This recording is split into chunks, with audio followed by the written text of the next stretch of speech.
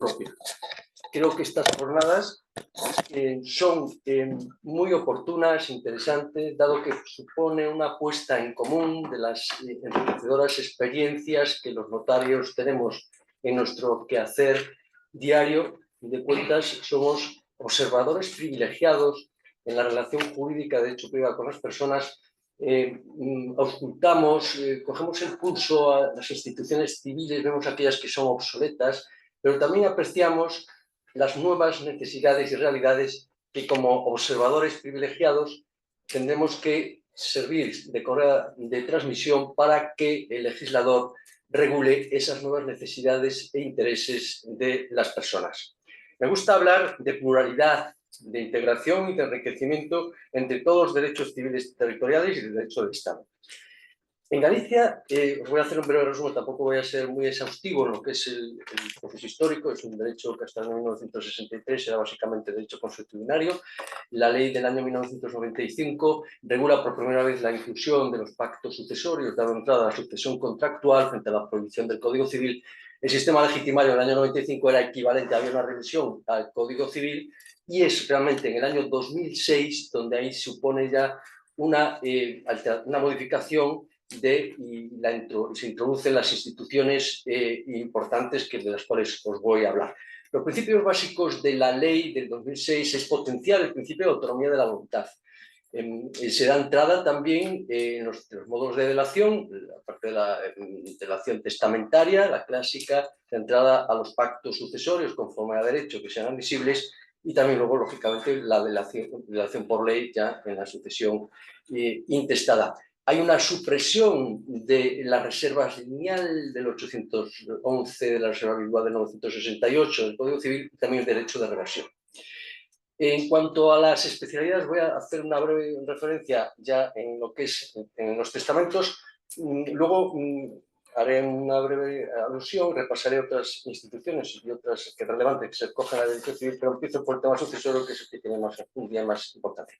En cuanto a la materia, en el testamento abierto, se prevé que no es necesaria la asistencia, la presencia de testigos, en algunos casos que sean procedentes, y sí deciros que estamos en un proceso de revisión y de adaptación a la normativa de la Ley de Discapacidad, la Ley 8/2021 de protección a las personas con discapacidad para que ejerciten en más condiciones de igualdad, y tenemos una propuesta ya muy avanzada que estamos trabajando en el Colegio Notarial, una comisión de reforma importante que presentaremos probablemente el próximo mes ya en la Xunta de Galicia para que luego siga ya en la Asamblea Parlamentaria. Entonces, en materia, por eso de momento es necesaria esa adaptación a la Ley 8/2021 en cuanto a la capacidad jurídica para testar, estamos en el testamento abierto.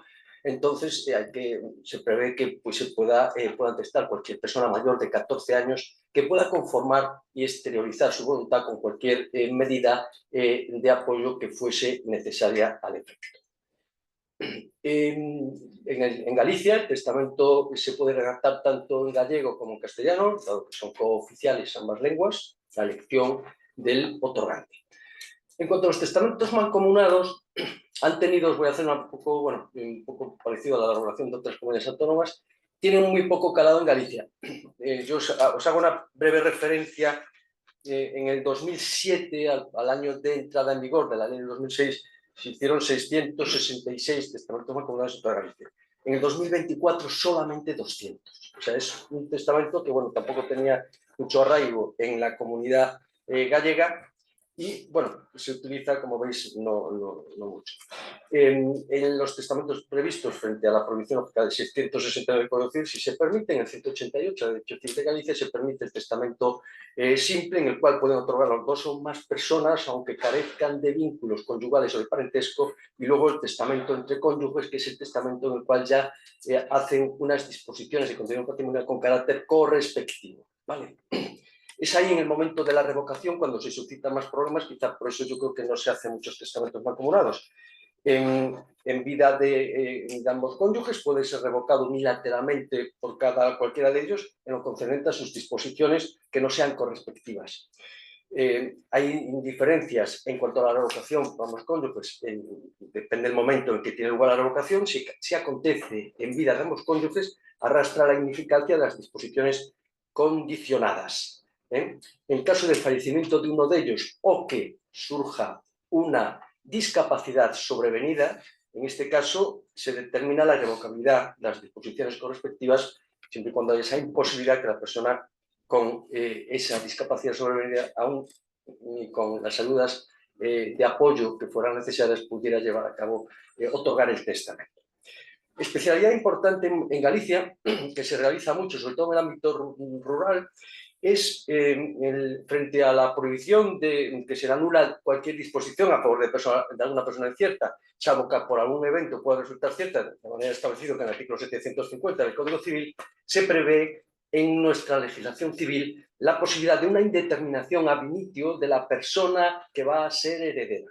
Vale. En este caso queda con posterioridad la designación de la persona que en estos casos siempre la condición es que cuide y asista al testador o a alguno de los familiares. En el momento de otorgar el testamento, como no lo sabe, porque puede ser un día y luego a cabo de 4 meses variar, es una cláusula abierta que permite esa determinación a posteriori a través de un albacea, Galicia lo han llamado testamentero, que diga en escritura pública ante notario quién cumplió la condición de cuidar y asistir para que sea efectiva esa disposición.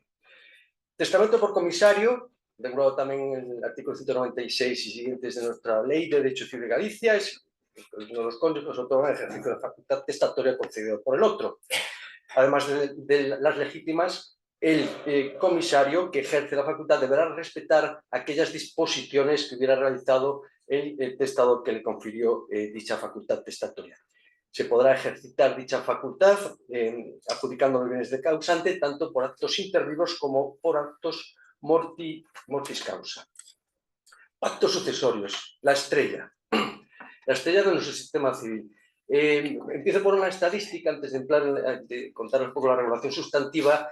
Sí es importante lo que ha... Espera, José María, es que dicen los que se están viendo online que se te ve muy oscuro. Eso nada. Ya has ido a la playa. Muy bien, pues nada, os digo también una estadística que traigo aquí para demostraros cuál ha sido el crecimiento de los pactos sucesorios de mejora. 2007, un año después de la entrada en vigor, se hicieron en toda Galicia 3.840 pactos sucesorios. ¿Vale? 2015, ahora os digo también 7.300. 2016, 15.200. 2024, 21.000 pactos sucesorios. ¿Por qué el cambio de 15.000 después del año anterior, 7.000? Las bonificaciones fiscales por parte de la comunidad autónoma. Tiene un tratamiento fiscal muy bueno porque ahora actualmente, bueno, empezaron con 400.000 y actualmente hasta 1 millón de euros por padre y madre e hijo no tributa. Con lo cual también es un factor muy importante a tener en consideración a la hora de también cuál es la causa también que supone ese incremento. ¿Vale? Bien, entonces en los pactos sucesorios previstos en el artículo 209 de la Derecho Civil de Galicia se regulan los de mejora y los de apartación. Tendremos que ir a una actualización en cuanto a la capacidad, porque actualmente con la ley vigente solamente pueden otorgar los pactos de mejora a las personas de mayor edad y que tengan plena capacidad de obrar. Esa palabra ya queda ya después de la ley 821, procede ya esa actualización que vamos a hacer con esa inmediatez y con ese interés que tenemos. Entonces sí que ahí ya se va a hacer una previsión de que los adjudicantes sean personas de mayor edad o si necesitan algún medio necesario de apoyo para el ejercicio de su capacidad jurídica, los puedan realizar como adjudicantes, ¿vale? Como adjudicatarios, pues que puedan, es un debate también que está ahí, estoy hablando un poco porque no puedo trasladaros tampoco un poco lo que se está tratando, ¿no? Porque, bueno, hablo de referenda, hablo de debate, de cómo podrían ir las cosas, podría ser que los menores puedan ser adjudicatarios de los bienes, los menores emancipados, y, por supuesto, las personas de mayor edad con la necesidad, con los apoyos que fueran necesarios al efecto, con la intervención de los representantes legales que fuesen necesarios, con los consentimientos y en caso de que suponga una asunción de una carga o obligación por parte del mejorado, que el representante legal solicite, en ese caso, una autorización judicial. ¿Vale? Siempre que suponga esa asunción. Se exige, bueno, otra particularidad, el pacto sucesorio se puede realizar por poder que tiene que tener carácter especial y que contenga todos los elementos esenciales del negocio jurídico del pacto sucesorio, tanto subjetivos como objetivos. ¿Vale? Se exige escritura pública con carácter constitutivo bajo sanción de nulidad. En cuanto a los elementos subjetivos, los pactos de mejora se pueden realizar a favor de los hijos y descendientes.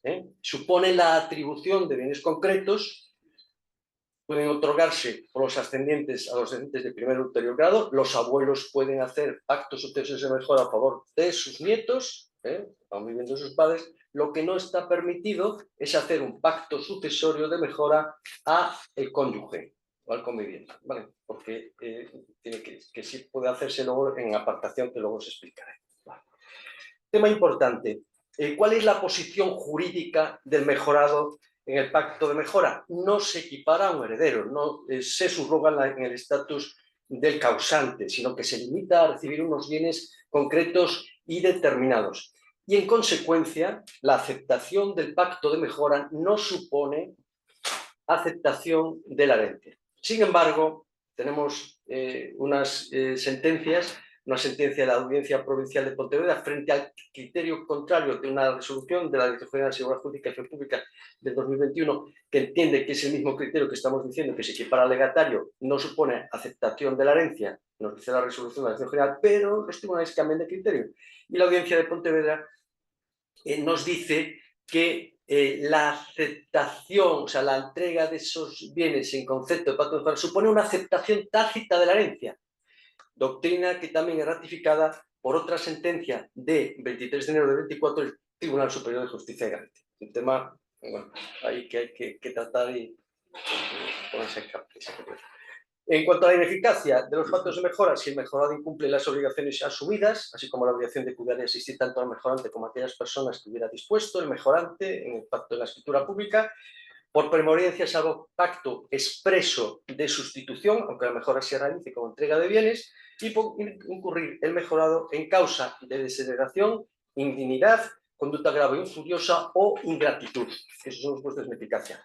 Vale, deciros una figura típica que viene del derecho consuetudinario y tiene mucho arraigo en Galicia, sin embargo en la práctica, bueno, ahora tampoco se aplica mucho, es la mejora de labrar y poseer, que se prevé en el artículo 219, en el cual el ascendiente que quiera conservar en divisa una explotación agrícola, fabril, industrial, comercial, y puede dedicarse también al tema de empresa, podrá pactar con cualquiera de sus descendientes su adjudicación y el adjudicatario podrá compensar en metálico a los demás interesados en la partición.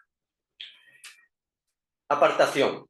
Otra figura importante, otro pacto sucesorio previsto en la legislación gallega. La apartación supone la adjudicación de bienes o derechos con independencia de su valor, realizada por el transmitente a favor de quien tenga la condición de legitimario actual, quien lo fuere a la hora de realizar el pacto, que supone que tanto el legitimario como su estirpe quedan fuera de la consideración de legitimarios, quedan excluidos de su condición de legitimarios, y también se puede pactar que al mismo tiempo quedan fuera del llamamiento en la sucesión intestada. Salvo dispensa expresa del apartante, lo dado en apartación, habrá de entrar esa colación si el apartado y sus descendientes concurren en la sucesión con otros legitimarios. Usufructo voluntario de viudedad. Importante también, como otras también legislaciones de derecho civil, es una institución que se aplica muchísimo en los testamentos, consiste en atribuir al viudo, a la viuda o a la pareja, de hecho, la gerencia económica o familiar, con la finalidad de asegurar las asistencias y las necesidades del grupo familiar, mediante la conservación del patrimonio hereditario de una manera dinámica, ¿vale? Permite que se graben las legítimas sin necesidad de acudir a la cautela social de 820 del Código Civil. En la práctica se constituye por vía testamentaria, el legitimario no puede oponerse al usufructo indicado ni tampoco instar su ineficacia por vulnerar la intangibilidad cualitativa de la legítima, ni promover la conmutación del usufructo universal. Mientras el usufructo subsista, el legitimario no puede pedir al heredero que forme inventario, avalúo, protocolización o pago de las legítimas. Lo único que puede pedir es que el usufructuario afiance su legítima. En cuanto al sistema legitimario, Actualmente, el sistema legitimado en Galicia son legitimarios, de acuerdo con lo establecido en el 238, los hijos y descendientes de hijos premuertos, justamente desheredados o indignos. El cónyuge viudo no separado legalmente o de derecho. En Galicia los ascendientes no son legitimarios actualmente. A pesar de no tener la condición de legitimarios, los apartados, los que repudiaran el llamamiento legitimario, así como sus descendientes, hacen número para el cálculo de las legítimas. Dejando a salvo el usufructo voluntario de viudez al que he aludido, no pueden imponerse sobre las legítimas cargas, condiciones o modos. La legítima en Galicia de los hijos y descendientes es una cuarta parte del valor del haber hereditario líquido, que se dividirá entre los hijos y sus linajes. Estamos hablando, por tanto, de una legítima individual frente a la legítima colectiva de otras comunidades autónomas. En cuanto a la naturaleza de la legítima, tiene la consideración de pars valoris, el legitimario es un acreedor, tiene un derecho de crédito, no es partícipe de la comunidad hereditaria y solo puede pedir anotación preventiva de sus derechos en el registro de la propiedad. Para fijar la legítima, el haber hereditario se determina conforme a la regla siguiente. Bueno, esto es un cómputo de todos los bienes y derechos, valor que tuvieron en el momento de la muerte, con actualización en el momento que se haga el pago de la legítima. Salvo disposición en contra del causante, se imputarán a cargo de la legítima cualquier atribución que se hubiera realizado a título de herencia o legado o donaciones hechas a los legitimarios, así como las hechas a los hijos premuertos que fueren padres o ascendientes del legitimario. Legitimario puede exigir que el heredero, comisario, contador, partidor, facultado para el pago de la legítima, formalice el inventario con la valoración de los bienes. Deberá pagar el heredero la legítima en el plazo de un año antes de que el legitimario la reclame, y hay una prescripción de 15 años de las acciones de reclamación de legítima, así como de la reducción de las disposiciones inoficiosas, que serán 15 años a contar desde el fallecimiento del causante. Legítima del cónyuge viudo. Si concurre con descendientes, le corresponde el usufructo vitalicio de una cuarta parte del haber hereditario, fijado conforme a las reglas establecidas con anterioridad. Si no ocurre con descendientes, la cuantía que le corresponde por legítima es el usufructo vitalicio de la mitad del capital. El causante podrá satisfacer la legítima al cónyuge viudo, atribuyéndole por cualquier título, bienes o derechos de cualquier naturaleza, un capital en dinero, una renta o una pensión. Si el causante no lo prohibió, los herederos pueden llevar a cabo la conmutación de la legítima del cónyuge viudo por algunas atribuciones indicadas con anterioridad. La sucesión intestada actualmente es el mismo orden que el Código Civil. Está en debate también una posible reforma de la regulación de si se va a anteponer o no a los ascendientes el cónyuge viudo, pero es objeto también del eje referenda, es un debate que está ahí. Ahora voy a hacer una breve alusión a la partición de la herencia. Se puede realizar por el propio testador, el testamento, otro documento anterior o posterior, el contador partidor, en cualquiera de los casos establecidos en la ley, también por los herederos y por resolución judicial. En una actualización también, quizá haya que tener en cuenta también la reforma 1/2025, incluso para meter un poco algo sobre los MASC, porque creo que sí también interesante. Vamos a ver, importante también que la posibilidad de que cuando estén interesados en la herencia menores o personas con discapacidad, como no tenemos actualizado, utilizamos todavía el término anterior, no sería necesaria la autorización y la aprobación judicial de la partición siempre que estén representados legalmente por quienes corresponda a esa representación legal. Una especialidad es la partija conjunta, que se permite que los cónyuges, aunque estén por separado, puedan formar una sola partija, incluyendo tanto los bienes privativos como los gananciales, para así formar una sola masa y realizar las adjudicaciones que cubran las legítimas de los llamados interesados en la herencia. No voy a entrar en la partición de contador-partidor, también se utiliza en la práctica, y también la posibilidad de poder nombrar con carácter acumulado, sucesivo o con carácter solidario. Especialidad importante es la partición por mayoría. La partición por mayoría del artículo 295 siguiente del Derecho Civil de Galicia tiene la importancia porque contrarresta el principio de unanimidad de la partición. Entonces, aquellos herederos que representen una cuota de más de la mitad del haber hereditario y sean al menos dos, pueden promover ante notario la partición por mayorías. Como especialidades, cada uno de los promoventes de esta partición por mayoría puede proponer hasta 3 contadores partidores y aquellos que no hayan comparecido y se les notifique ya al inicio del expediente la participación por mayoría, también se les indica que pueden proponer también esos 3 contadores partidores. Al menos tienen que ser 5 diferentes, se pide para el procedimiento. Entonces, bueno, una vez que se pasan los plazos establecidos, luego se insacula ante notario el contador partidor que va a realizar la partición de la herencia. El contador designado en unión, en su caso, el cónyuge viudo, si hay que liquidar las sociedades gananciales, deberá formar inventario y valoración de todos los bienes. Si las cuotas de los partícipes fueren iguales o aun siendo desiguales, permita realizar lotes homogéneos, el contador partidor formará los que correspondan y serán sorteados ante notario. En el caso de que las cuotas fueren desiguales, el contador partidor propone un proyecto de partición que debe ser aprobado al menos por 3/4 partes de los partícipes en la comunidad de España. Vale. La partición se formalizará mediante escritura pública de protocolización del cuaderno particional. El notario notificará la formalización de la protocolización a los interesados que no comparecieren. Voy a concluir un poco. Sí, 5 minutos. 5 minutos, vale. Bueno, después de haceros estado de referencia en el ámbito sucesorio, la Ley de Derecho Civil de Galicia, bueno, algunos artículos fueron afectados por inconstitucionalidad, lo que es la adopción que se reguló, que está, y también la autotutela, eso fue declarado inconstitucional. Bueno, se habla de algunas instituciones en materia que no me voy a tener, simplemente, bueno, se regulan los montes vecinales más común, montes abertales, vale, en lo que es las instituciones un poco constitucionarias, agros vilares, relaciones de vecindad. En materia de contratos, arrendamientos rústicos y arrendamientos de caserado, y me voy a detener un momento en el contrato de vitalicio. El contrato de vitalicio es una institución, un contrato que tiene mucho arraigo en Galicia, y se ceden los bienes a cambio de los cuidados. También se va a revisar, se va a actualizar a fin de que se pueda extender incluso a quién puede llevar a cabo esos cuidados. Y quiero resaltarlo aquí, que es un contrato que tiene un arraigo en la comunidad gallega tremendo, cumple una función social que el legislador no le ha prestado atención por el tema fiscal. Es tal el gravamen que supone llevar a cabo un contrato vitalicio que en la práctica no se hace. La gente se va de la notaría desolados, porque sobre todo personas que que viven solos, que de repente, bueno, pues puede haber a nivel intergeneracional alguien que viene al pueblo, le va a cuidar, le va a prestar ayudas, y plantean hacer ese contrato con todo lo que implica cuidados, asistencias integrales, no solamente material médico farmacéutico, sino también afectivos.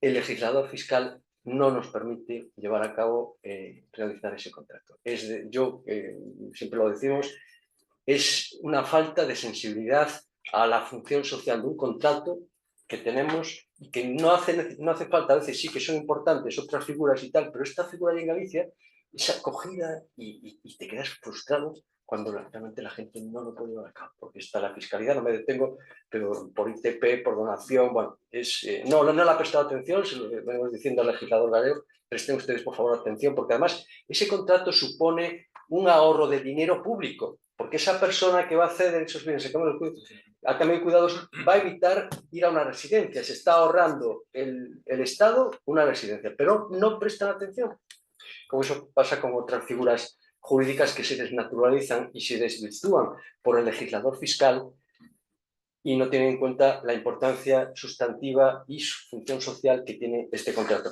Ya termino y como conclusión destacaría que creemos que el sistema sucesorio gallego representa un sistema ecléctico, flexible, que permite satisfacer los intereses y necesidades de la persona.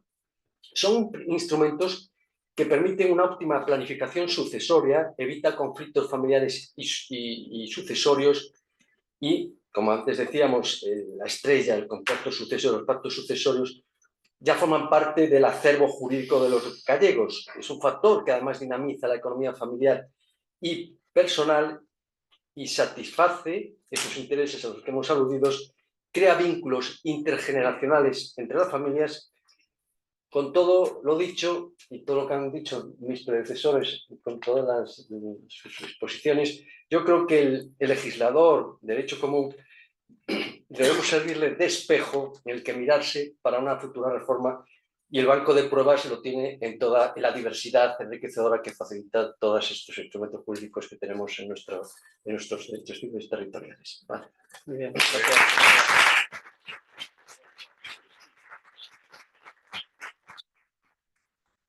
Mira, José María, no solo dices bien, sino que aquí en la Comunidad Autónoma Vasca ha sido una pelea continua y hay logros importantes en el ámbito fiscal por comprensión, entendimiento y materialización de decisiones que ayudan, por ejemplo, con los pactos sucesorios y con otra serie de figuras tradicionales en el ejercicio de los derechos civiles y del derecho civil vizcaíno, que luego se va extendiendo, etcétera. Y es una realidad que hoy en día todavía la veis, sobre todo quienes lo aplicáis, y esa es la función que hoy tenemos. Recogemos hechos y proponemos nuevas jornadas para realizar planteamientos en este sentido, en ámbito tanto civil de contenido como fiscal, porque realmente las 6 manifestaciones territoriales de esa diversidad, que sí está muy arraigada en las personas, en las familias, en las empresas, debe ser considerada para que el legislador en diferentes ámbitos lo logre. Y yo creo que en una de tus exposiciones, tras recoger de nuevo el mandato de Cano, hacía referencia a que la eficiencia del trabajo de la función social, de seguridad jurídica preventiva, etcétera, que dais a toda la clientela, va unida a la Administración de Justicia, que es la responsable de estas obras, de mejora en cuanto a las instalaciones para una mejora del servicio. Yo creo que va unido y esa es una de las funciones que hoy pues, te agradecemos también la intervención. Y pasamos a otra de las realidades territoriales, que es la balear. Quizá, ¿sí? Y seguro que Bartolomé nos va a dar unas ideas también de esa aplicación con las especialidades que en las Islas Baleares tiene este derecho civil territorial y que va a permitir también sobre la especialidad que él tiene trabajada, publicada y defendida sobre los pactos sucesorios, una visión también muy interesante que aquí quizá conocemos un poco más, pero que siempre va a ser enriquecedora. Así que tuya es la palabra y adelante, Bartolomé. Me pongo el cronómetro porque luego me enrollo. Bueno, ante todo, quiero agradecer la invitación a estas jornadas para poder explicar la aplicación notarial del derecho civil balear, dar la enhorabuena a los organizadores.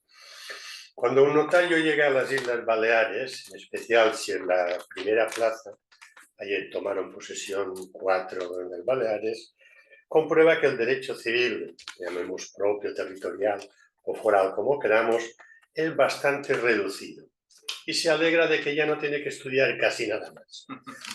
No quiero ni imaginarme, por Pablo, lo que pensará de que llega al Colegio Notarial de Cataluña, que tiene que hacer otra oposición después.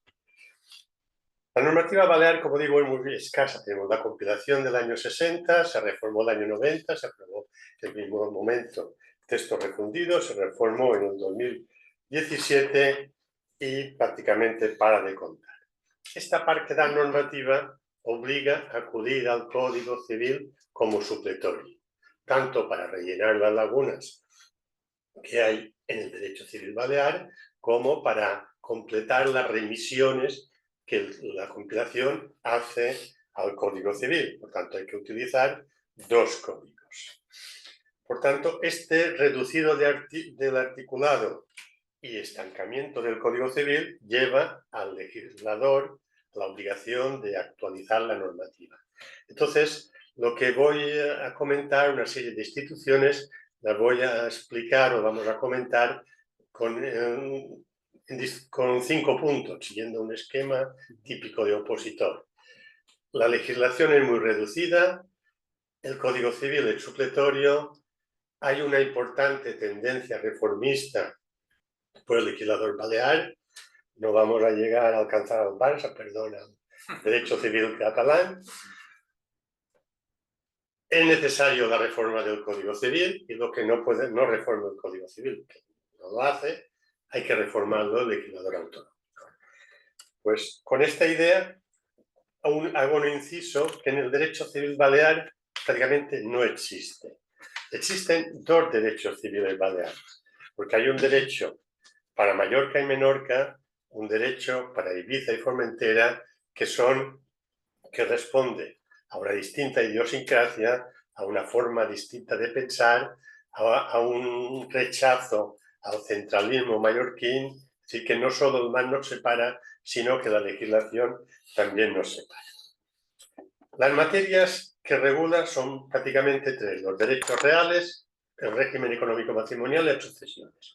Voy a comentarlos por orden inverso de extensión.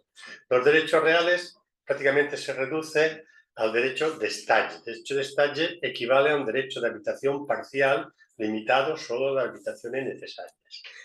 En este punto hay una importante reforma, una propuesta de reforma, no entrada en el Parlamento, pero se quiere extender la posibilidad de ser un derecho de habitación total, un derecho de habitación parcial y regularlo de forma muy moderna.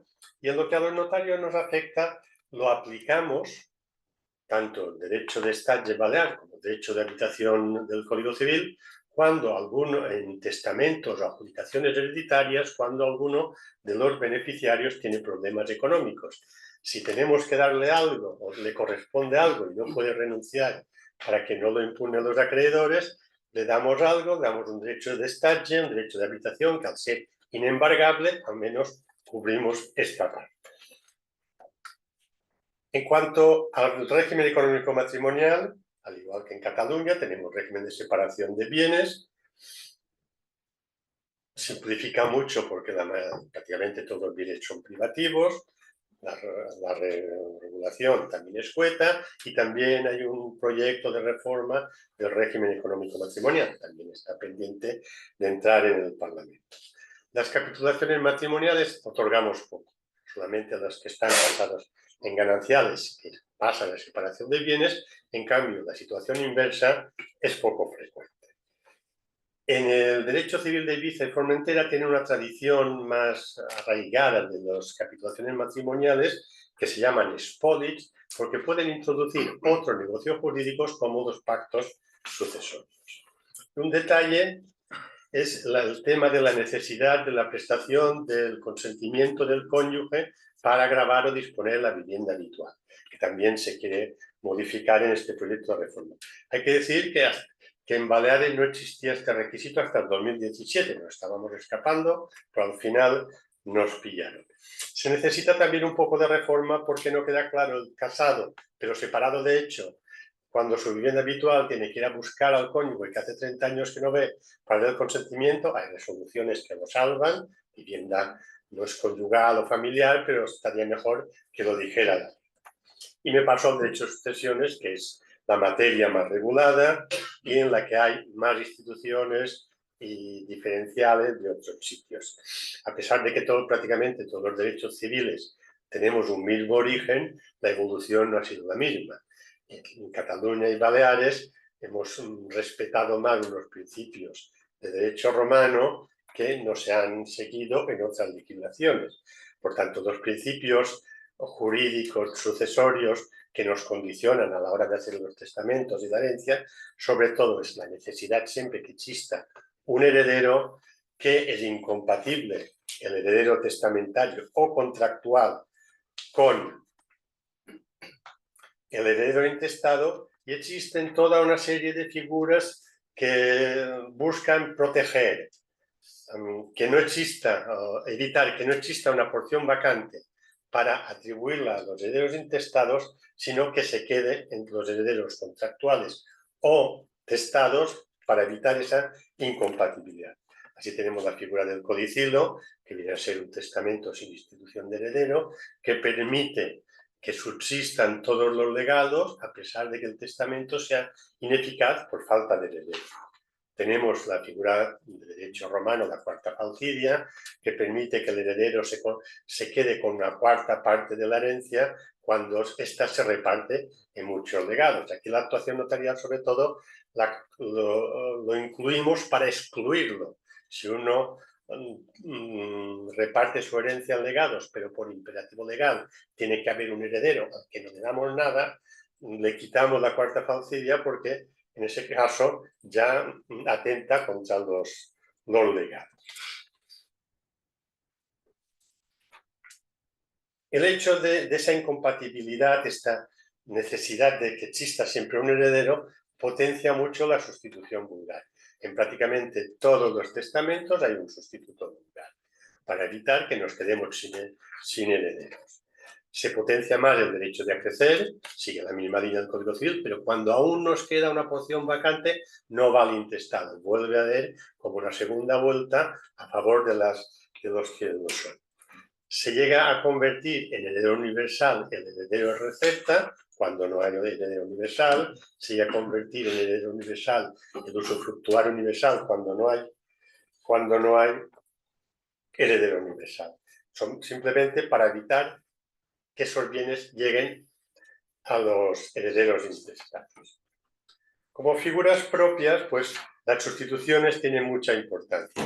La sustitución vulgar es la que más se usa, pero no está regulada en la compilación, rige el Código Civil totalmente.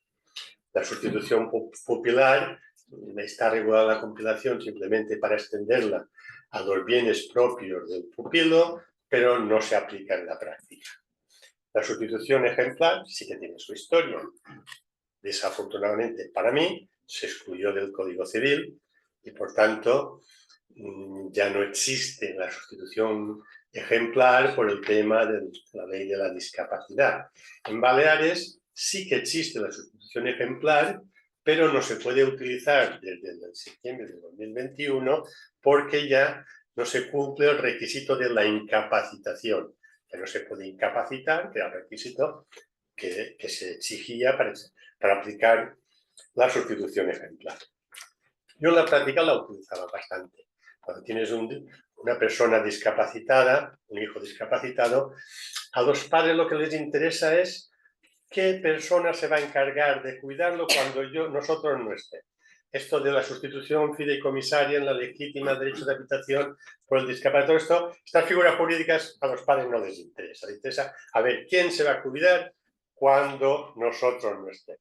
Y la figura de la sustitución ejemplar permitía nombrar heredero del discapacitado a la persona que lo cuidaba y excluyendo a los demás herederos intestados que no lo cuidaban. En Baleares también tenemos un proyecto de reforma, también pendiente de entrar en el Parlamento. Estos proyectos no sabemos si se aprobarán o en qué día se aprobarán, pero sí se recupera la figura de la sustitución ejemplar, sustituyendo el requisito de la incapacitación por la existencia de una curatela representativa o de un juicio notarial de la capacidad o no capacidad. Esto en la práctica es quizás un poco difícil, pero está incluido en esta reforma. La sustitución fideicomisaria está extensa, la utilizamos en la práctica. A veces no es muy frecuente, pero sí que se utiliza en la práctica. Cuando queremos limitar a un heredero que pueda dilapidar la fortuna, le prohibimos la disposición. Cuando queremos instituir un heredero al discapacitado y no tenemos la sustitución ejemplar porque no la tenemos de momento o por motivos fiscales nos interesa más, o porque queremos que llegue a heredar a alguien que aún no ha nacido o no ha sido concebido al momento de la muerte del testador. La regulación, pues en Baleares es parecida al Código Civil, lo que distingue entre sustituciones familiares y no familiares, no me extiendo más, pero sí en dos sustituciones que sí se dan en la práctica y que no tienen una regulación específica y que sí deberían tenerla o en el Código Civil o en la declaración autonómica. Uno es el fideicomiso de residuos. En la compilación hay un artículo, pero no es suficiente. Lo utilizamos mucho en los testamentos de cónyuges sin descendientes. Se nombran herederos mutuamente, pero se establece una sustitución o un fideicomiso de residuo porque el residuo no vaya a parar a la familia del último que fallezca, sino que los bienes del marido vayan después a la familia del marido, los bienes de la mujer vayan a la familia de la mujer. Es más utilizado de lo que podía pensarse. Y sobre todo la sustitución que más se utiliza, la sustitución preventiva de residuo, no está regulada en el Código Civil ni en la compilación, pero prácticamente en todos los testamentos de padres separados o divorciados que nombran heredero a sus hijos, con la sustitución de que no quiere que si un hijo fallece sin testamento y sin descendencia, vaya al otro cónyuge, o a la amiga o al amigo del otro cónyuge. Esto está muy claro. Para mis hijos, pero si fallece sin descendencia, sin hacer testamento, no se aplique la intestada del hijo, sino que vaya al otro hijo o al otro sobrino. Esto se utiliza mucho y se necesitaría también en un sitio o en otro una regulación. Tema de legítimas, hay poco decir, no existe la mejora, los abuelos no son legitimarios, no existe derecho de acrecer a favor de los colegitimarios, la porción vacante acrece al heredero, no a los colegitimarios como el Código Civil. Se reconoce la legítima al cónyuge separado de hecho desde el 2017, esto ha tenido muchas críticas porque mucha gente se separa pero no regulariza la relación, siguen separados de hecho y al cabo de 30 años no tienes que ir a buscarlo al cónyuge porque tiene legítima. También para mí debería modificarse. Tenemos la legítima par bonorum, con el problema que esto nos ocasiona. En cambio, Ibiza y Formentera tienen la legítima par bonorum. Un punto que me quiero detener es la desheredación. Ya lo habéis comentado, no tampoco tengo que decir mucha cosa. La compilación no regula la desheredación, pero sí que es un tema que los notarios tenemos cada día testamentos en los cuales el testador o testadora quiere desheredar al hijo. Está prácticamente casi cada día por la situación social que vivimos, por problemas de hijos de un primer matrimonio, segundo matrimonio, por lo que sea. Precisa una reforma urgente, o en el Código Civil o en las legislaciones. Ya no voy a entrar en el tema de si, dejando al lado si hay que excluirlo o no, pero sí que hay que regularlo. El legitimario está demasiado protegido. Por tanto, si el legitimario ha llevado un comportamiento en perjuicio de los padres, aún así está demasiado protegido. Y hay dos elementos, dos factores que había que tener en cuenta. Uno, ampliar las causas de desheredación, ya lo habéis comentado, la falta de relaciones entre hijos y padres. Yo voy más lejos, yo he visto llorar mucha gente en mi despacho porque los hijos no dejan ver a los nietos. Si tienes la relación con un hijo, duele si has perdido la relación, pero uno quizás lo llega a aceptar por las situaciones determinadas. Pero que te priven de las relaciones con los nietos, que como has comentado casi no sabes si existen, no sabes cómo se llaman. Esto ya lo digo, aquí es una reforma muy importante, necesaria, porque esta situación la tenemos cada día en los despachos y no sabes.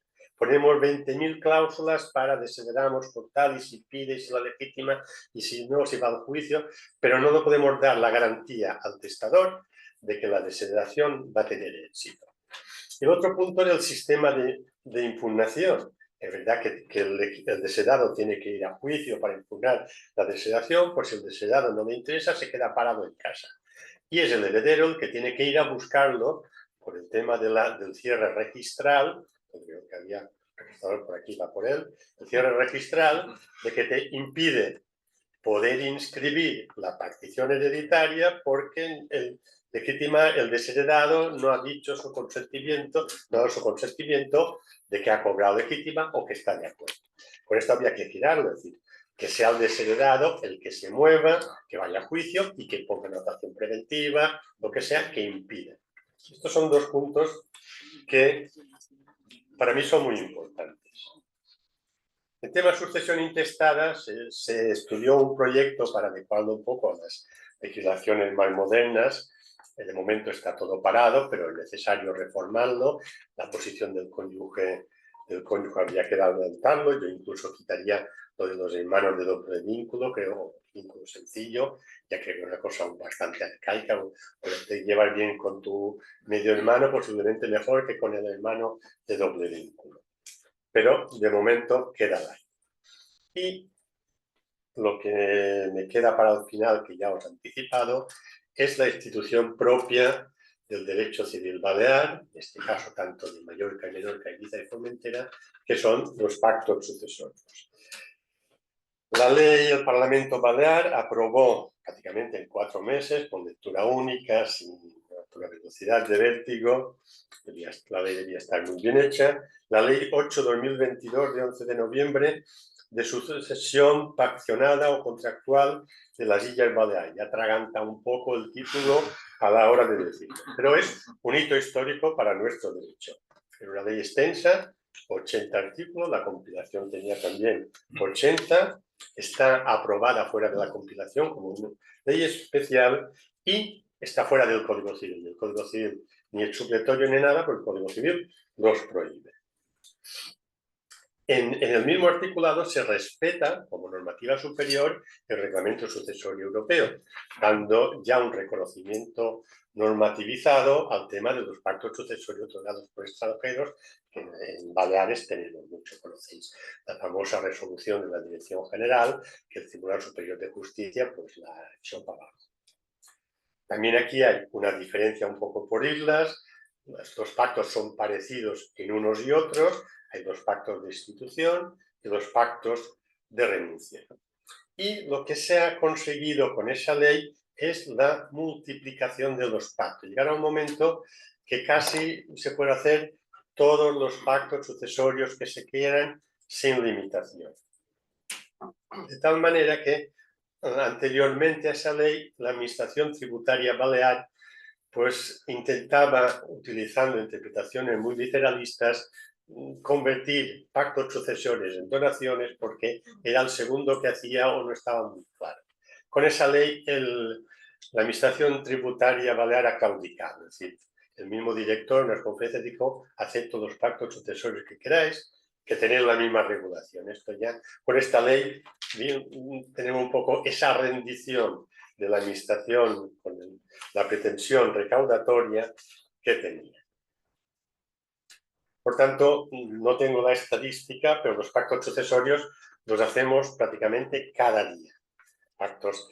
Tenemos los pactos de renuncia, que en Mallorca y Menorca se llaman pactos de definición, Eivissa y Formentera se llaman pactos de finiquito, de finiment, pero equivalen a la entrega de unos bienes a cambio de una renuncia, primero de legítima, después de derechos hereditarios, y luego están los pactos de institución, que en Mallorca y Menorca es la donación universal de bienes presentes y futuros, y en Eivissa y Formentera están los pactos de institución, que puede ser a título universal o nombre de heredero, o a título delegado, porque en Eivissa y Formentera la supletoriedad del Código Civil es mayor y no existe la incompatibilidad entre heredero testado e intestado, por tanto se permite un pacto delegado compatible con la sucesión intestada.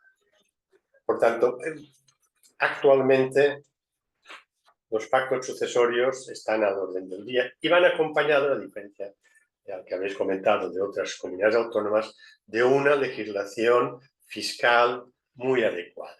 Todo empezó por la cesión de las comunidades autónomas de la normativa fiscal, vino una primera ley que rebajó el impuesto al 1%, se modificó luego hasta 700.000 euros, luego se ha bajado al 0% actualmente, es decir, que el que recibe un bien prácticamente si quiere no paga.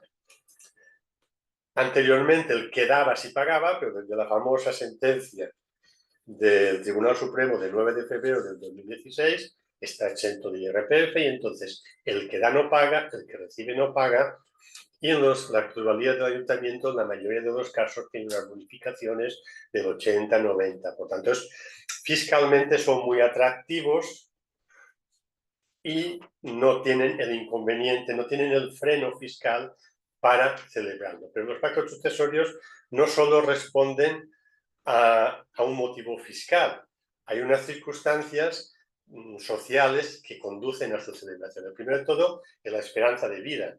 Lo habéis comentado alguno, cuando uno muere hoy en día, 80-90 años, el que hereda tiene 65-70 años y está jubilado ya, que va a necesitar heredar a unos padres a los 70 años. Por tanto, si con los pactos sucesorios lo puedes transmitir unos bienes en vida a los 40-50 años, en un momento que el problema de la vivienda pues te impide a estos hijos e hijas acceder a la vivienda, los requisitos bancarios por los préstamos han oscilado en más o en menos, el padre o la madre tienen unos bienes, pues los transmiten a los hijos. Entonces, es más lógico heredar cuando se necesita que no heredar cuando ya no se necesita. Sirven también para resolver problemas hereditarios. Sabemos que un 50 o 60% de herencias son problemáticas, los herederos no se ponen de acuerdo y por el principio de la unanimidad en la partición tenemos la situación paralizada hasta que irá a juicio, pero el juicio es el juicio final y no sabemos cuándo va a terminar. Con los pactos sucesorios, los padres cuando dan o cuando los hijos reciben, los padres aún viven y cierta ascendencia puede influir en exigirles un determinado comportamiento a los hijos. Y si con un hijo no lo consiguen, siempre se reservan una parte del patrimonio para poder equilibrar a los otros hijos que se han portado mejor y para equilibrar estos problemas. Para mí los pactos sucesorios, como habréis comprobado, me emocionan, me gustan. Y me planteo, ¿y por qué solo puede hacerlo un 33%, que ha dicho, un 33% de los españoles? ¿Por qué no lo puede hacer todos los españoles? No es un motivo, estos motivos sociales que os he dicho, no son un impedimento para que lo puedan hacer los que están sometidos al Código Civil. Y las bonificaciones fiscales existen en Andalucía, existen en otros sitios. Entonces, mi pregunta es, ¿por qué no se pueden hacer?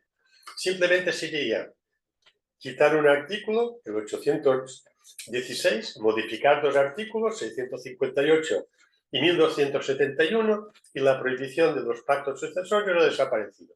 Faltaría añadir una regulación, podrían coger de cualquier legislación autonómica, la balear sobre todo porque la ley está muy bien hecha, pero podrían coger cualquier otra. Entonces, ¿por qué no se consigue? Bueno, y ya entrando... ¿He pasado, no? Nada, te damos Bueno, 2 minutos. 2 minutos. Bueno, ya no voy a entrar más en el desarrollo de los pactos sucesorios. Hay un libro de un tal Bibiloni que lo explica bien. Solo son 870 páginas, por tanto, ¿vale? Pero sí que quiero puntualizar dos detalles. Uno, que por ejemplo la donación universal, pacto de institución, se permite la innovación. Es decir, se permite entregar bienes todas las veces que se quiera. La administración tributaria balear dijo, podéis hacer lo que queráis. Se han modernizado las causas de revocación. Aquí sí que se ha introducido la falta de relaciones. La falta de relaciones entre los padres o los abuelos sí que es causa de revocación de la donación. No lo hemos conseguido en el Código Civil para la legítima, pero sí lo hemos conseguido como una causa de revocación de los pactos sucesorios. Y también se ha incluido como causas aquellos comportamientos no con respecto al donante, sino con respecto a terceras personas que han hecho perder al donante, al disponente, a perder la confianza con el donatario, con el receptor. Es decir, si lo hubiera sabido, no te hago la donación. Violencia de género, violencia vicaria, malversación de fondos, delitos económicos, que no son contra el donante, pero sí que le hacen ver que ha perdido la confianza y que no lo había hecho. Son estos detalles. Con respecto a los pactos de renuncia, los mismos que hemos intervenido en la elaboración de la ley, nos hemos sorprendido porque antiguamente era renuncia de legítima en donación entre padres e hijos, o nietos si no estaba el familiar intermedio. Ahora se permite que se pueda hacer un pacto de definición dando bienes del abuelo al nieto, renunciando el nieto a la legítima de su padre. Y esto también por la situación de los padres mayores se ha dado con más frecuencia de lo esperado. Ya sea porque los padres son mayores, no tienen tan buena relación con su propio padre, que acepta que los bienes vayan a sus hijos, o porque el hijo tiene problemas económicos, no puede recibir unos bienes, pues sí que permite que estos bienes del abuelo pasen a los nietos. Se ha resuelto, hemos resuelto el tema de la colación de las donaciones, que está un tema que es la remisión del Código Civil.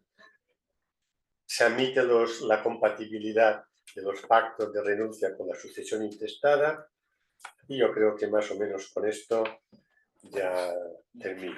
Que me he pasado, lo siento. Nada, muy bien. Gracias.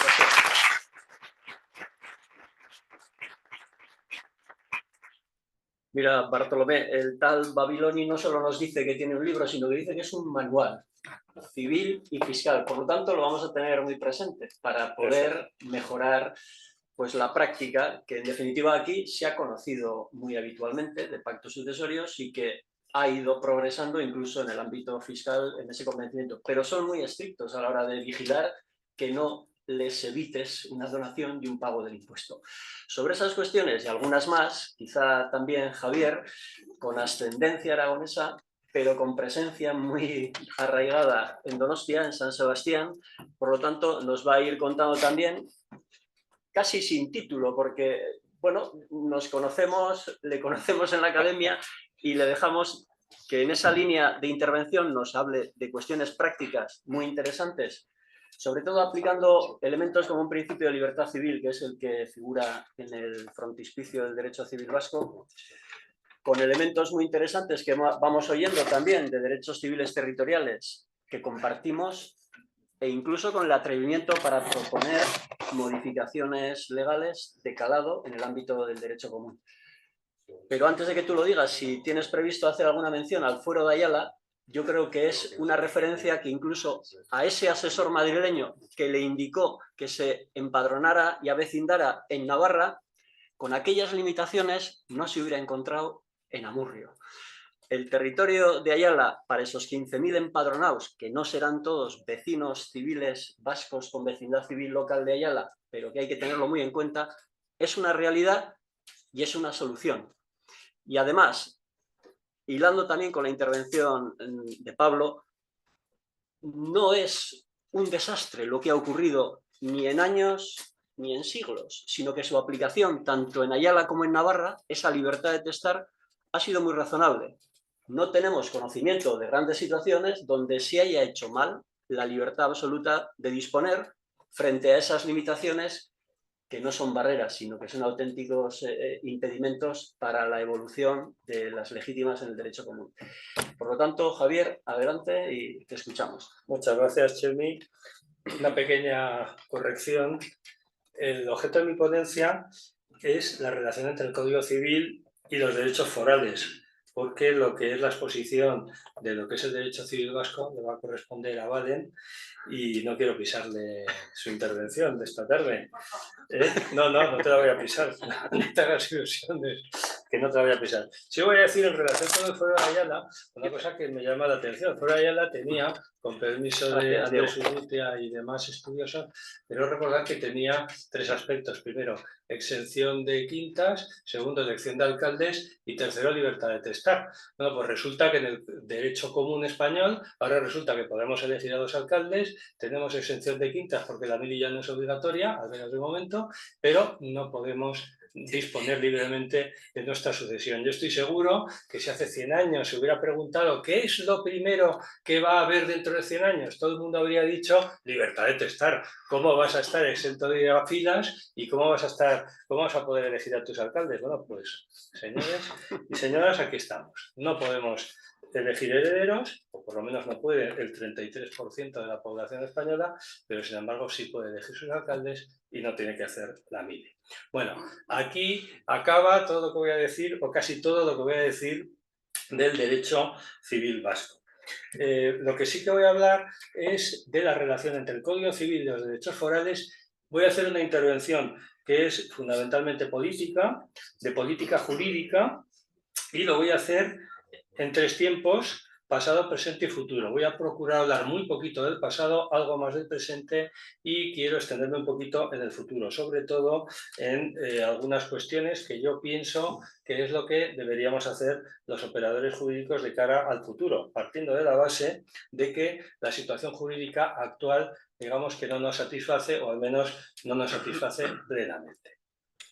En cuanto al pasado, voy a hacer dos referencias a la Constitución de Cádiz. La Constitución de Cádiz, el artículo 258, establecía que el Código Civil, el criminal y el de comercio serán únicos para toda la monarquía, unos mismos para toda la monarquía, sin perjuicio de las variaciones que por particulares circunstancias podrían hacer las Cortes. Es decir, dentro del ideal liberal del siglo XIX, la unificación legislativa se consideraba como un desideratum, algo positivo.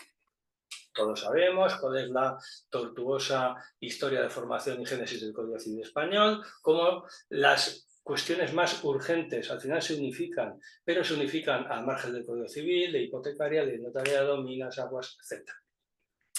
Llegamos al Código Civil, que tras una primera edición que fue muy cuestionada, salió una segunda edición del Código Civil y en esta segunda edición, en la redacción originaria, segunda edición del Código Civil, se establece en el artículo 12 que el Código Civil será único para todo el país, pero se establece que en las provincias y territorios donde subsiste derecho foral lo conservarán por ahora, sin perjuicio del carácter supletorio del Código, en defecto del que lo sea en cada uno de esos territorios. ¿Vale? O sea que el Código Civil era supletorio de segundo grado, no supletorio de primer grado.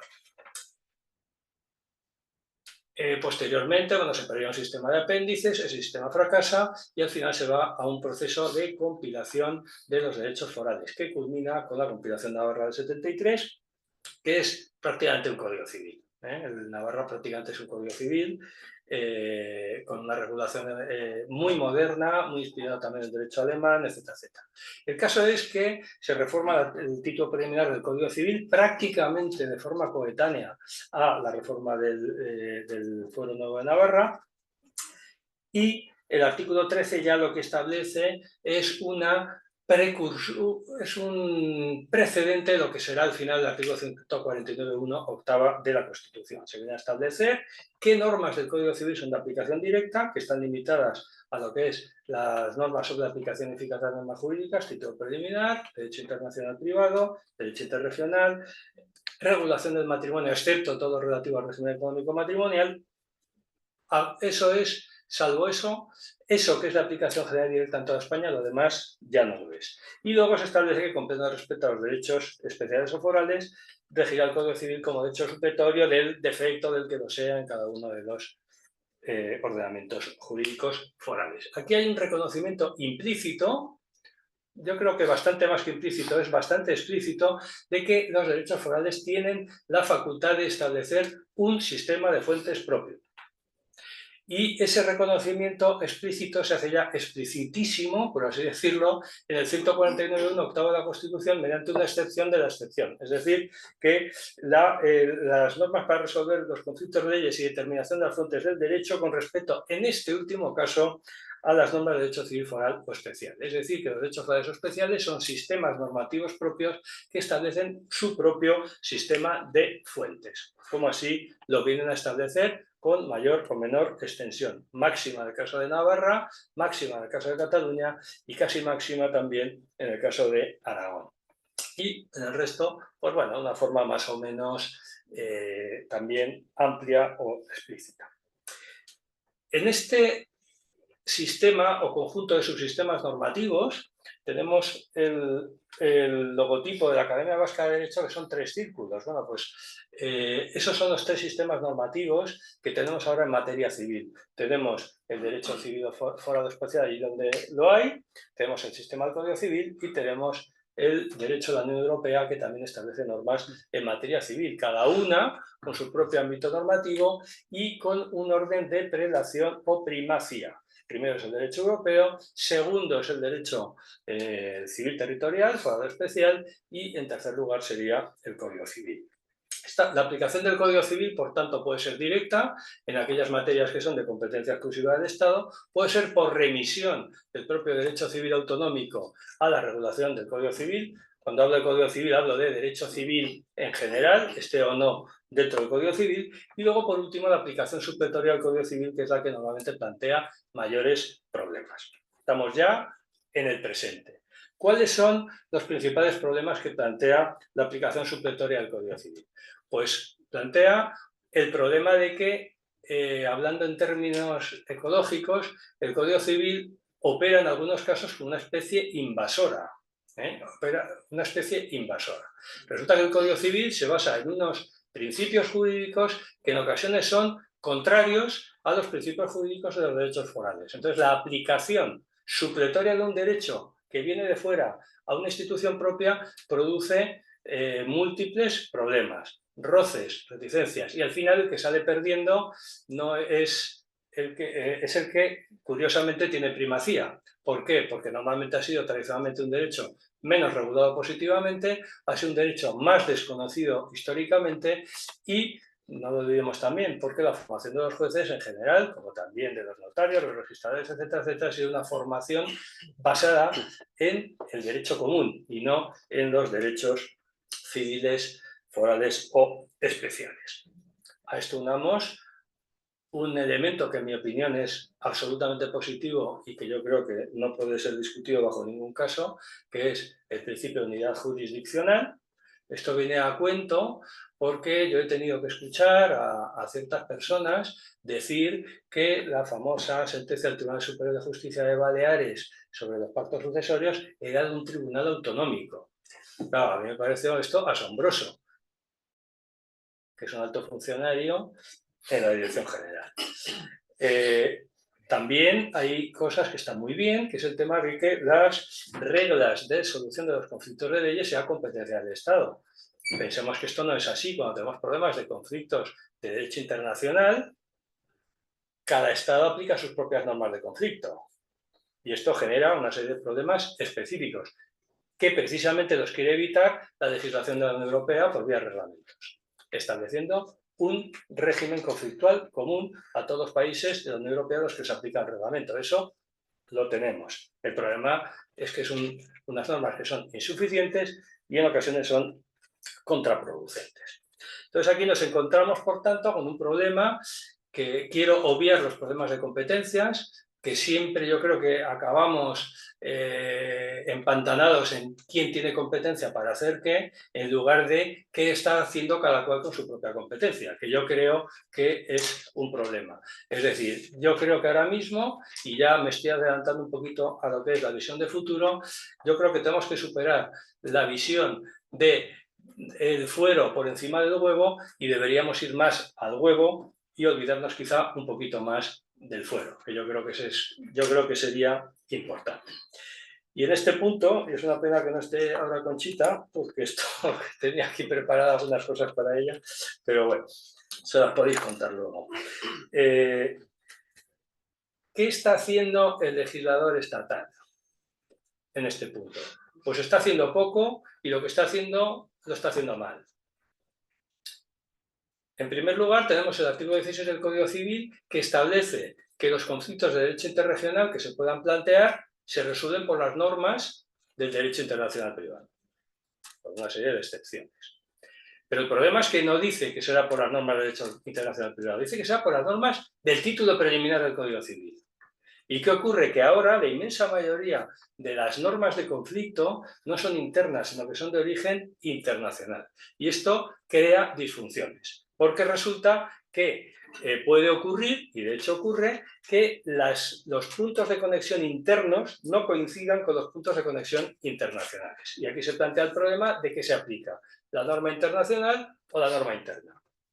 Ante esto existe la famosa cláusula española, que no sé quién la llamó así, pero se llama así, según la cual los puntos de conexión establecidos por los reglamentos europeos, fundamentalmente los de régimen matrimonial, parejas de hecho y sucesiones, aunque no solo esos, se establece como un doble escalón. En primer lugar, la norma europea establece cuándo es aplicable el derecho español y, en segundo lugar, se deja al derecho español el que determine cuál de los derechos civiles españoles es aplicable al conflicto internacional, al conflicto externo. Y esto pues, ha planteado problemas, por visiones, desde quien dice que los derechos forales no se aplican a los extranjeros. Sobre esto, bueno, pues algunos hemos escrito y hemos intentado forzar no forzar la interpretación, sino reconstruir las instituciones jurídicas internas para no crear problemas y precisamente resolverlos. Problemas que en mi opinión además son claramente artificiales. Pasó en Baleares y bueno, yo creo que ahí se ha solucionado, parece que esto está un poco pacífico. A mí no me interesa especialmente que se aplique el derecho aragonés o el vasco o el balear, no tengo un interés especial. A mí lo que me interesa es que se aplique el mejor derecho, el que conceda más libertad, el que mejor se adapta a las circunstancias de cada ciudadano, porque el ciudadano es el soberano del derecho civil. Te lo comentaba ahí cuando he cogido el micrófono, pero no me podía callar, en el sentido de que entiendo que la mejor normativa es la que no existe, y si existe, la que menos estorba. Y ahora mismo lo que es evidente, y no lo decimos solo los que ejercemos en territorio con derecho civil propio, afortunadamente, sino que lo dicen también el 90 y tantos % de los compañeros que ejercen en territorio de derecho común, que el problema es que el Código Civil no funciona. O sea, es un derecho que está anquilosado. Es un derecho que es como si escayoláramos, está fosilizado. Y además es un derecho que se implantó en contra de principios del derecho tradicional castellano, porque fue una importación del derecho civil francés, una serie de instituciones, porque se consideraba que entonces eso era lo moderno. ¿Qué ha pasado? Pues que el derecho civil francés ha ido evolucionando, admite ahora los pactos sucesorios, que antes no los admitía, ha relajado bastante, aunque no del todo, las reservas hereditarias, que es como se llama ya las legítimas, y sin embargo, pues en el Código Civil pues seguimos como estábamos a finales del siglo XIX, pero peor. Y digo pero peor porque, claro, hablando, con lo que ha dicho Rafa Unceta, con el derecho navarro, los derechos de anteriores nupcias y tal, claro, en el sistema del Código Civil había sorprendentemente más libertad de testar en la redacción originaria que ahora. Porque ahora, como todos los hijos son iguales ante la ley, la legítima es de todos. Y la legítima se llama así por algo, porque protegía a los hijos legítimos, no a los demás. Con lo cual resultaba que había una libertad de testar para darles un poquito en el morro a los hijos, a los pobres hijos que eran extramatrimoniales, y sin embargo el Código Civil le puede decir, venga, que haga el testador lo que quiera, no, todos como si fueran matrimoniales. Pues venga, vamos allá. Y ahí es donde estamos ahora. Fenómenos, huir al derecho civil, porque el que puede, pues intenta huir. Problemas de que sí, hemos activado vecindad civil por fraude, bueno, una serie de historias que la verdad, menos mal que el Supremo, en carne roca, pues puso un poco ahí orden y dijo que nada, que en principio que el derecho de cambiar de vecindad civil es un derecho y que la norma de cobertura tiene el mismo rango que la norma que se pretende proteger y que por tanto eso es fraude de ley, pues que prácticamente nada.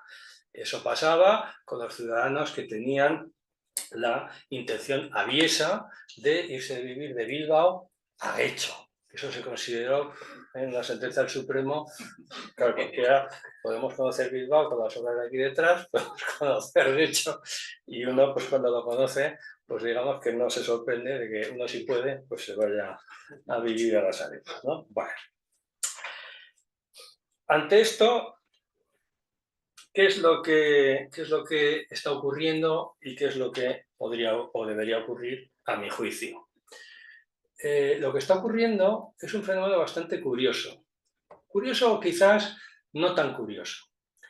Dentro de ese fenómeno de, vamos a llamarle legislación civil autonómica, que no es tan hiper, pero bueno, hay una legislación que está de origen autonómico, se está produciendo un fenómeno de cierta armonización entre los derechos forales, por la vía de importación de soluciones del derecho foral de al lado. Antes se ha hablado, pues Raponceta, ¿no? Pues Navarro es toda copia de Aragón, aquí se ha copiado de Aragón, en Aragón han copiado de otros sitios, en Cataluña han copiado de Aragón, es decir, todos van mirando al de al lado, ¿no? No lo dicen porque parece que esto no te deja muy buen lugar, o parece que baja un poquito el prestigio del legislador autonómico, pero en realidad es lo que se está produciendo. Cuando vas a hacer una ley, miras a ver qué ha hecho el de al lado. Oh, pues esto me gusta, lo copio. Cambio ahí para que no se note mucho, para que cuando pasemos el programa de copia no nos diga que hemos plagiado, pero en el fondo se parece bastante. El único que no lo hace es el legislador estatal. No copia nada. Y no copia nada por distintos motivos. Hay uno que es el super-yo, que son los egos. Los egos de las escuelas jurídicas no caben, vamos, ni en Marte caben. Si habría que llevarlos a Marte, esos egos, para intentar modificar algo del Código Civil. Y como muestra un botón. En el año 2019, la ministra de Justicia pide a la Comisión General de Codificación que le hagan 2 modificaciones del Código Civil. Y además con 2 alternativas, una a favor y una en contra. Primer motivo, o sea, primer asunto, responsabilidad de los herederos por deudas de la herencia. Segundo aspecto a regular, libertad de testar o mantenimiento o no del sistema actual de legítimas. Vale. Después de no sé cuántos años, creo recordar que hace 1 o 2, sale por fin un borrador o un trabajo, no es ni siquiera anteproyecto, no es nada, es un trabajo de la Comisión General de Codificación donde regula la responsabilidad de los herederos por deudas de la herencia. Preguntado qué fue un compañero que está en la Comisión General de Codificación, digo, bueno, esto habrá sido fácil, ¿no? Al fin y al cabo, pues ya está, no plantea excesivos problemas. Dice, no te puedes ni imaginar, llegaron a las manos en la discusión de si ultravides, intravides, limitación, no limitación, cum virius, bueno, claro, todo el mundo allí a sacar, yo vengo a hablar de mi libro, por cierto, lo tenéis gratis, el mío, y bueno, y salió, y entonces dices, bueno, es increíble que no se haya modificado el Código Civil en un aspecto como es la responsabilidad de los herederos por deudas de la herencia, cuando hemos cambiado la ley de segunda oportunidad, hemos sacado las limitaciones en la ejecución hipotecaria cuando es ley de habitual, o sea, hemos deudor con vulnerabilidad, o sea, hemos cambiado 200.000 millones de leyes, pero no hemos sido capaces de sacar una reforma al Código Civil que diga que los herederos solo responden con sus bienes. O, si los han mezclado con los propios, con los bienes propios, pero hasta el límite de la heredad. Increíble. Pues no ha sido capaz el legislador común de sacar una norma de ese tipo. Claro, ahora ya hablemos de las legítimas. Pues, si para las deudas de la herencia no somos capaces de sacar una ley, ¿qué vamos a hacer con las legítimas? Imposible. Sacaron ahí una reformita con la 18/2021, que es bastante disparatada. Hice un comentario al cual me remito, y perdón por la autocita, en el libro de la discapacidad, en el doble tomo de la discapacidad que sacó el Consejo de Notariado y Équitas, y ahí hice un comentario, intentando además darle la vuelta. Yo creo que inadvertidamente dejaron hacer ciertas cosas que antes no se podían hacer. Bueno, me remito a lo que viene. Y luego viene un poco, no sé cómo viene el tiempo. 3 minutos. 3. Y luego hacemos el debate. Pues ahora viene lo interesante. La pena es que no está Conchita, pero insisto, se lo decís. Como estáis aquí más detrás, y además si consideráis interesante, se lo comentáis. Vamos a ver. Yo creo que tenemos que asumir que es imposible que la reforma del Código Civil venga de las instituciones llamadas a esa reforma. Comisión General de Codificación, Ministerio de Justicia, por ahí no va a venir nada, porque se va a encallar cualquier proyecto. Han salido anteproyectos de Código Mercantil, han salido anteproyectos de reforma del Código Civil en materia de obligaciones de contratos. Es que ni en obligaciones y contratos, que todo el mundo dice que es imperativo, que es imprescindible hacerlo, no sale. Pues en materia sucesoria, excuso de deciros. El Código Civil parte de un derecho sucesorio imperativo. Nos digan lo que nos digan, que si la ley, la voluntad suprema de sucesión, la voluntad del testador, mentira. En el sistema del Código Civil no es así. Es imperativo el derecho sucesorio.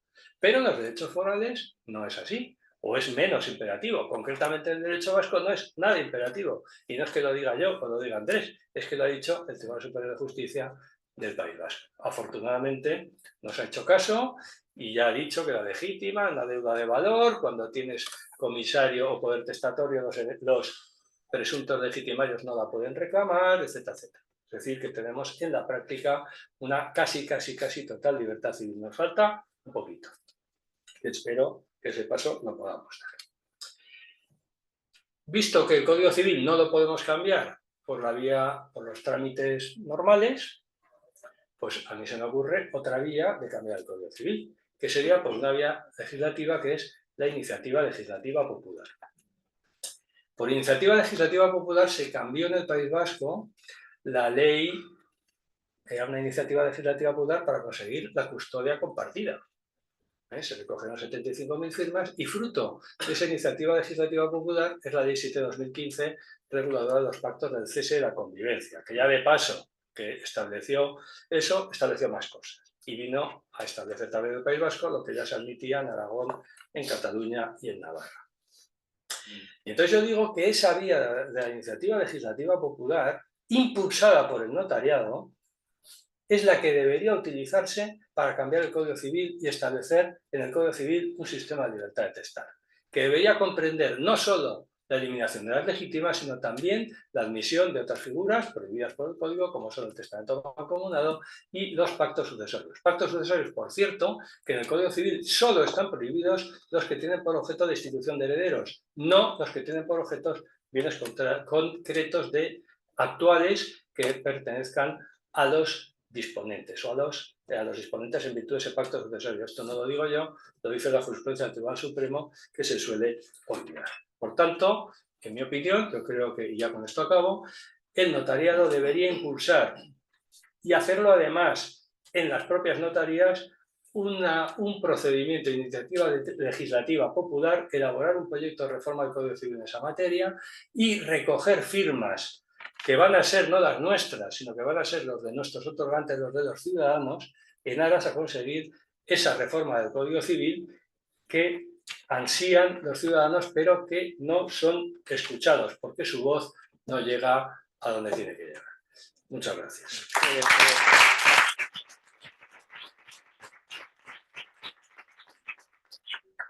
Pues nada, directamente vuestra es la oportunidad de hacer alguna pregunta, alguna aportación. Creo que tenemos tiempo para ello.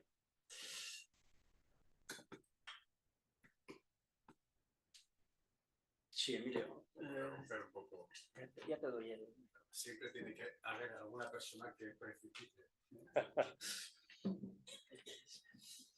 Enhorabuena a los tres.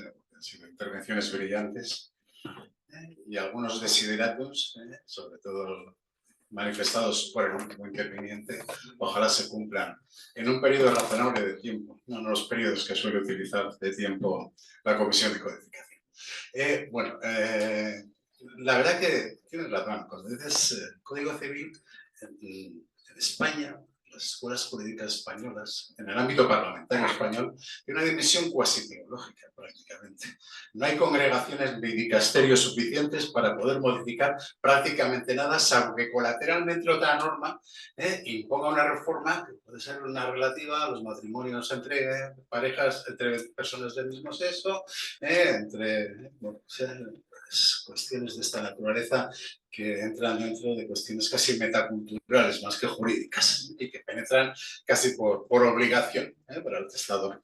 Ya hemos comentado antes cómo son mucho más ricos los autonómicos, los derechos tradicionales en materia de avance, promoción, de aceptación. Por cierto, hay un reglamento que es el 650 del 2004 que se cita en el propio título preliminar de nuestro derecho civil, que teóricamente establece lo que tú mismo decías en materia de conflictos, de leyes, que se aplican las previsiones de conflictos previstas en la Constitución. Y la Constitución establece lo que establece, y no puede haber una actuación invasiva del Código Civil español sobre instituciones que no derivan ni del derecho romano, ni de la ley de partidas, ni del derecho castellano, sino que son propias y específicas nuestras.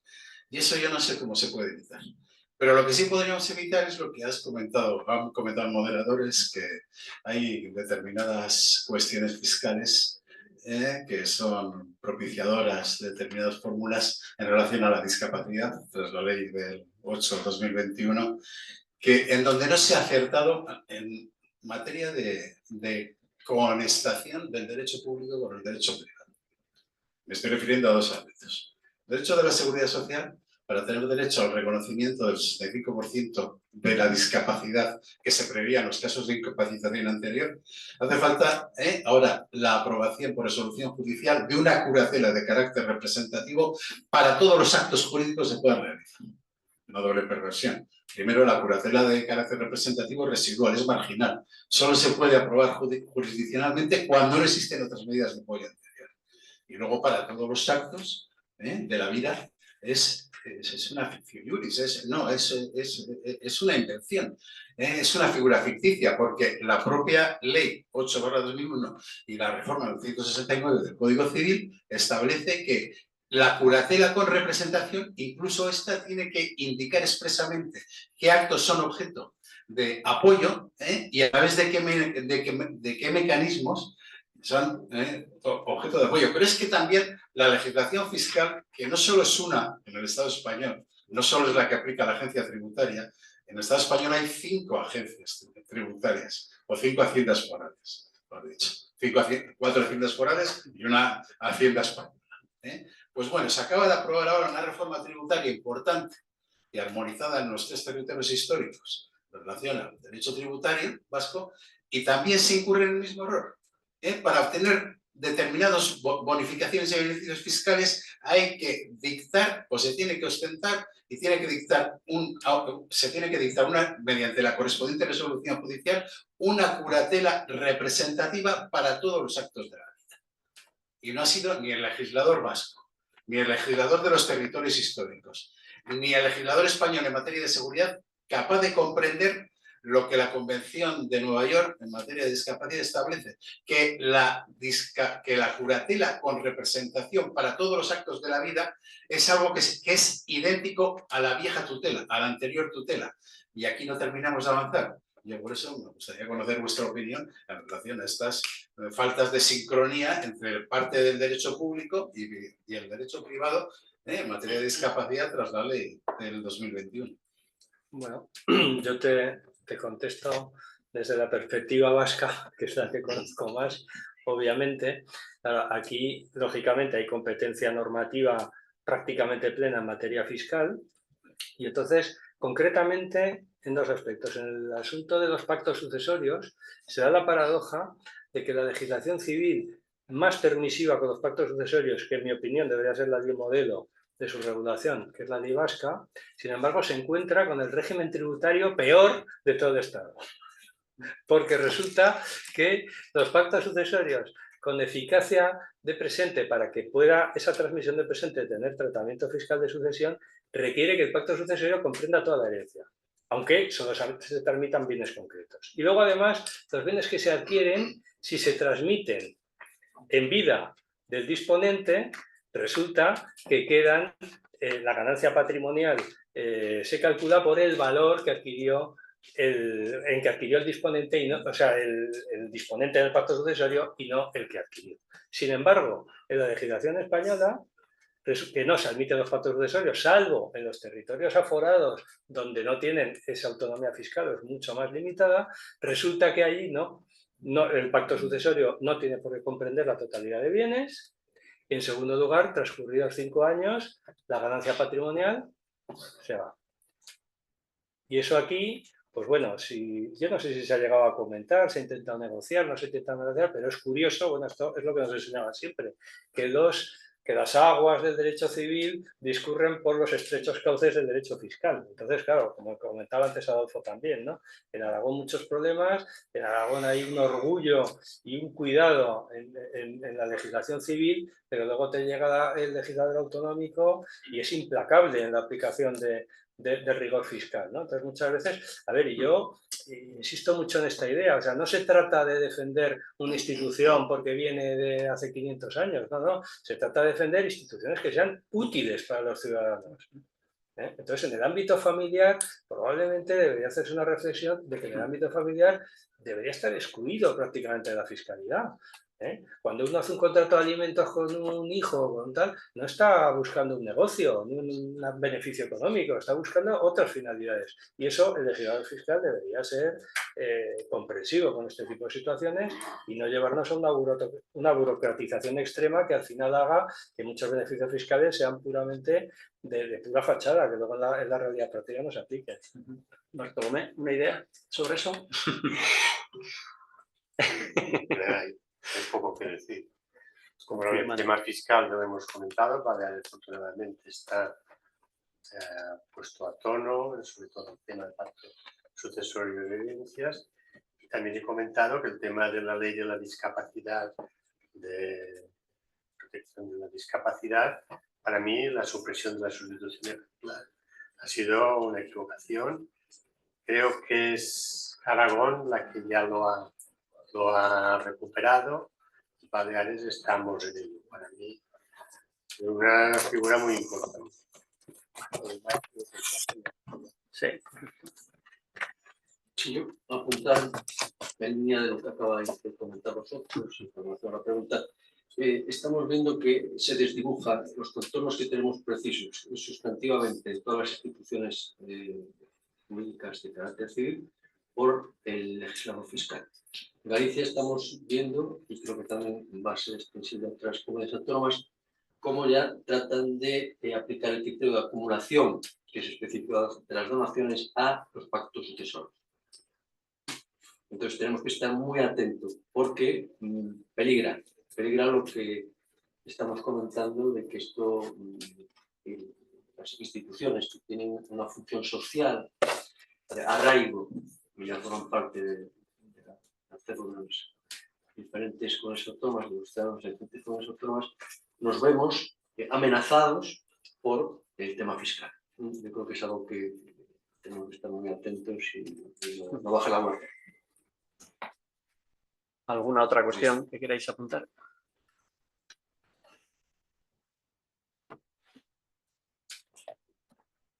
Sí.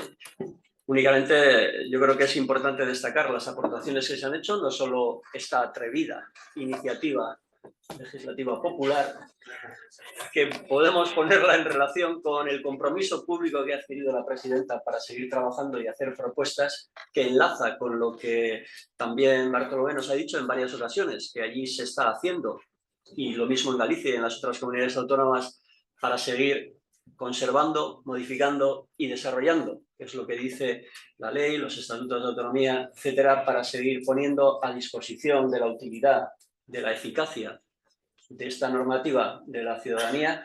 Y bueno, yo creo que en ese sentido es importante lo que hacemos, y quiero destacar también en cuanto a las publicaciones, por ejemplo, en esta casa, junto con la Academia, el sacar adelante una revista como Egui Unea, donde vamos a encontrar artículos de todas las realidades y aplicaciones de los derechos territoriales civiles. Encontramos, la tenemos a nuestra disposición, y como antes se nos ha dicho al principio, la Academia invita a que también esas aportaciones lleguen por escrito. Seguro que con esa información, con esa divulgación, con esa actitud de ciricatear, como diríamos, de provocar que haya iniciativas en ámbitos institucionales, en ámbitos populares. Si no tenéis nada más, nos decían que al terminar podemos pasar a tener un cóctel o algo. Por lo tanto, muchas gracias por vuestra presencia y nada, animaros a seguir a la tarde. Vale.